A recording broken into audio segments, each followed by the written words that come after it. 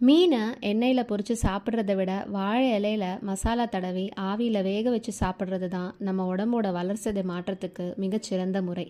மீனில் இயற்கையாகவே மாவுச்சத்து இல்லாததால் இதோட கிளைசிமிக் இண்டெக்ஸ் வந்துட்டு பூஜ்ஜியமாகவே இருக்குது. ஆனால் நம்ம சமைக்கிற முறை தான் அதோட முழு மருத்துவ பலனையும் தீர்மானிக்குது. மீனை அதிக எண்ணெயில் வறுக்கும்போது அதில் இருக்கக்கூடிய நுட்பமான ஒமேகா 3 நல்ல கொழுப்புகள் வெப்பத்தால் அழிஞ்சு ஆக்சிஜனேற்றம் அடைஞ்சிருது. ஆனால் வாழை இல்லைன்னா மஞ்சள் இலையில சுருட்டி குறைஞ்ச எண்ணெயில் ஆவியில் வேக வைக்கும்போது அந்த ஒமேகா 3 கொழுப்பு அமிலங்கள் சிதையாமல் முழுமையாக பாதுகாக்கப்படுது. மேலும் இந்த முறையில் உடம்புக்கு கேடு விளைவிக்கக்கூடிய அட்வான்ஸ் கிளைகேஷன் என் ப்ராடக்ட்ஸ் அப்படிங்கிற நச்சு பொருட்களும் உருவாகாது.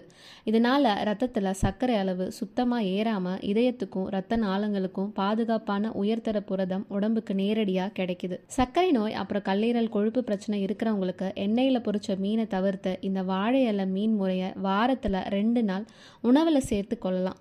மேலும் உடலியல் அப்புறம் ஊட்டச்சத்து தகவல்களுக்கு பின்தொடருங்க. நன்றி.